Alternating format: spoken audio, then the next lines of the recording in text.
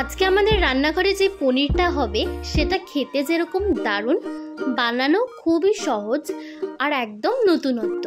আজকে আমাদের রান্নাঘরে হবে জাফরানি পনির। নমস্কার, আমি সুমি আর আপনারা দেখছেন মামনির রান্নাঘর। ওয়েলকাম টু মামনির রান্নাঘর। নিয়ে নিয়েছি দুটো দারচিনির টুকরো, জয়িত্রী, বড় এলাচ, ছোট এলাচ, গোটা গোলমরিচ আর সাজিরে 1 চা চামচ, আর আছে কসৌরি মেথি। জাফরানি পনিরের জন্য পনিরের টুকরোগুলোকে আমরা একটু লম্বা লম্বা আর চৌকো চৌকো করে কেটে নিয়েছি, আর কয়েকটা কেশরের দানা আমরা দুধের মধ্যে ভালো করে মিশিয়ে নিলাম। এখানে আছে 4 মগজ, আমন্ড, কাঁচা লঙ্কা, টমেটো আর আদা।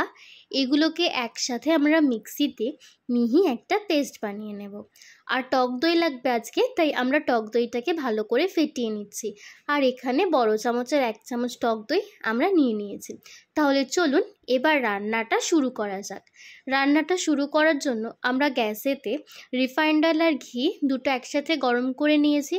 গরম হয়ে এলে পনিরের টুকরোগুলোকে আমরা দিয়ে দিচ্ছি। পনিরের টুকরোগুলো আমরা উল্টে পাল্টে বেশ সোনালি রং ধরা পর্যন্ত মিডিয়াম আঁচে ভেজে নেব। একটা সাইড ভাজা হয়ে গেলে উল্টে পাল্টে আর একটা সাইড ভেজে ঠিক এই রকম রং ধরে এলে আমরা পনিরগুলোকে তুলে নিলাম। এবারে পনিরের সাথে আমরা একটা ট্রিক করব। সসপ্যানে আমরা একটু জল গরম করে তাতে দিয়ে দিলাম নুন আর চিনি স্বাদ মতো। এগুলো দিয়ে ভালো করে জলটাকে গরম করে গ্যাসটাকে বন্ধ করে দিয়ে আমরা পনিরগুলোকে কিছুক্ষণ এই জলে ভিজিয়ে রাখবো, যাতে পনিরটা হয় সফট আর দারুণ লাগে খেতে।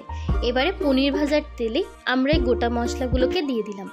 একদমই মিডিয়াম আছে গোটা মশলাগুলো যতক্ষণ না ফ্লেভার ছাড়ছে আমরা একটু নেড়ে ছেড়ে নিয়েছি। এর মধ্যে এবারে দিয়ে দিলাম কাশ্মীরি লঙ্কা গুঁড়ো, আমরা এখানে 1 চা চামচ পরিমাণে দিয়েছি।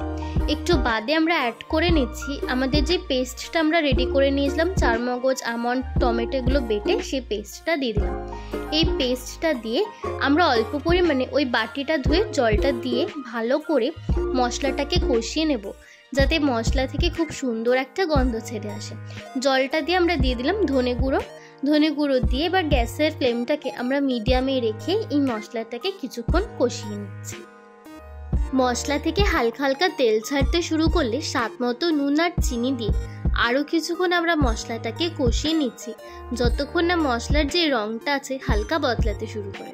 মশলাতে হালকা হালকা ফুঁক ধরতে শুরু করলে আমরা অ্যাড করে নিলাম ফেটিয়ে রাখা টক দইটা। আর টক দইটা দেওয়ার সময় আমরা ফ্লেমটাকে একদম লোতে করে টক দইটা দিয়েছি। টক দইটা দিয়ে ভালো করে মশলাটাকে আমরা আরও কিছুক্ষণ কষিয়ে নেব। এবারে পনিরটাকে অ্যাড করার পালা মশলার মধ্যে। আর দেখছেন পনিরটা আমরা এই প্রসেসে ভিজিয়ে রেখেছিলাম বলে পনিরটা কতটা সফট হয়েছে। জল সমেত এবার মশলার মধ্যে আমরা পনিরটাকে ঢেলে দিলাম। ঢেলে দিয়ে আমরা বেশ কিছুক্ষণ পনিরটাকে মশলার সাথে রান্না করে নেব, যতক্ষণ না গ্রেভিটা একটু শুকিয়ে আসে। পনিরটাকে এই পর্যায়ে আমরা ঢাকনা দিয়ে মিডিয়াম আঁচে রান্না করে নিচ্ছি।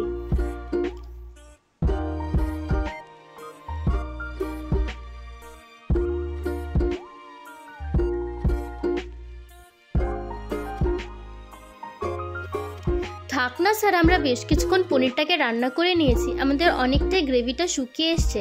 এই পর্যায়ে অ্যাড করে দিলাম আজকের জাফরানি পনিরের মেন ইনগ্রেডিয়েন্ট জাফরান দুধটা। জাফরান দুধটা অ্যাড করে আমরা খুব অল্প সময়ের জন্য ঢাকনা দিয়ে পনিরটাকে রান্না করে নেব।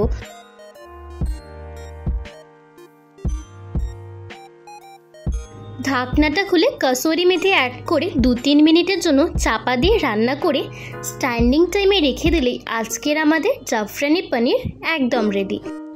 পনিরটা যতক্ষণ স্ট্যান্ডিং টাইমে আছে, আপনারা যদি আমাদের চ্যানেল মামনির রান্নাঘরকে এখনও সাবস্ক্রাইব না করেন তাহলে চটপট সাবস্ক্রাইব করে নিতে পারেন। যতটা আমাদের থিকনেস দরকার ছিল ততটা থিকনেস এই জাফরানি পনিরে চলে এসেছে। এবার এটাকে সার্ভ করার পালা। আজকের আমাদের এই জাফরানি পনিরের রেসিপিটা আপনাদের কেমন লাগলো সেটা কিন্তু অবশ্যই কমেন্টে জানাবেন। ভালো লাগলে ট্রাই তো করবেনই এবং রেসিপিটা আপনাদের বন্ধু এবং পরিবারের সাথে শেয়ারও করতে পারেন। ধন্যবাদ।